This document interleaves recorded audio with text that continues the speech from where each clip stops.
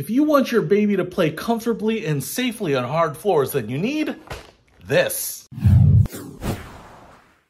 What's happening, Panda Nation? Peter Von Panda. In my hand here, I have a playmat for kids. And what makes this playmat cool is that obviously it folds up just like this and it has pandas on it. So what else would I have here at the Panda Research Institute other than this? Now, I have checked this out a little bit here and I wanted to show you some details of it because I think it's important. Now, first of all, the whole point of this playmat, as opposed to something like this playmat over here, good playmat, but it has to roll up. It's not that easy to put away, kind of wants to unroll, but it's very flat and provides a lot of protection, cushioning when the kid is rolling around, walking around, crawling, whatever it might be. Now this playmat here is a little bit different. It does provide some of the same protection, but it is very easy to fold up and very easy to slide under a couch, in the closet, something like that, as well as because it has this fairly cheap but effective little travel case. It's something you could throw in the trunk of your car, your minivan, take with you on the road. However, because it folds up, it has some sacrifices. So let me show you that. All right, so here is the playmat, and what I love about this is that it's actually fairly ingenious the way they have made this fold up.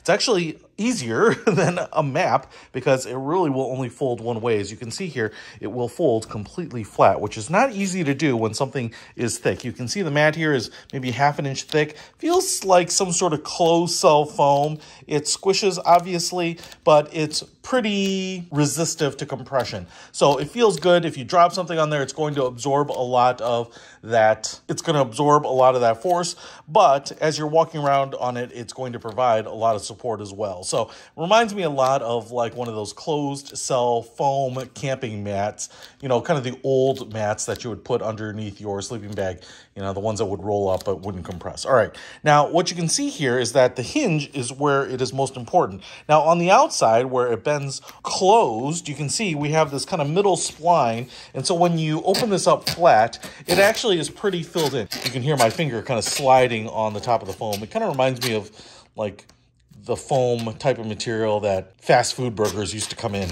I don't know, it's kind of smooth, but it's kind of grippy. So on this side, what you can see is we only have very small little crevices in there. However, to get it to close on this side, you can see we have a much bigger valley here. So you have a much smaller piece that will fit in there. And so you have these much deeper valleys. Now, that means you're not going to have a perfectly smooth surface like you will on a mat that rolls out like this. But the benefit of this thing is you get a really big surface here that is portable and easy to travel with. Now, I will say that I think that this is the side that's supposed to be up. You can see we have some animals here. We have some roads, so they can play with little cars on it. All of these little pieces of structure here will help support the flat side of this mat, right? So even though this doesn't go down quite as far, the kids aren't going to feel it so much. This will probably go down when they are on that spot there.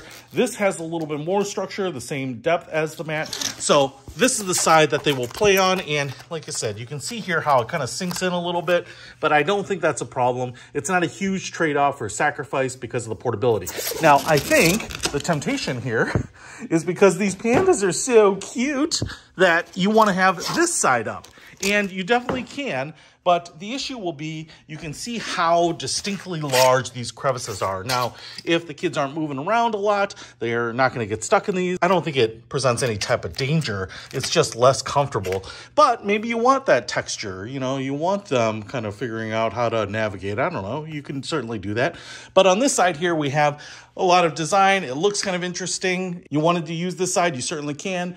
I might put a blanket down or something like that on top of it, but I actually like this design, and that's kind of why I got it, but I didn't realize that really the side that would be flat and you would probably use generally is this side, which I don't think has any pandas on it at all, which is kind of disappointing, but it works. And again, like I said, this thing is kind of foolproof. It will only allow you to fold this thing up one way, and basically you kind of just pick it up and it starts to go back together just like that.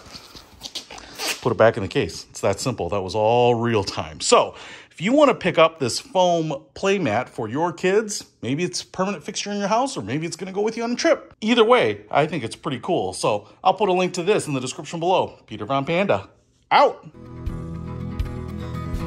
We can discover more and explore so much deeper. We can live better than ever face.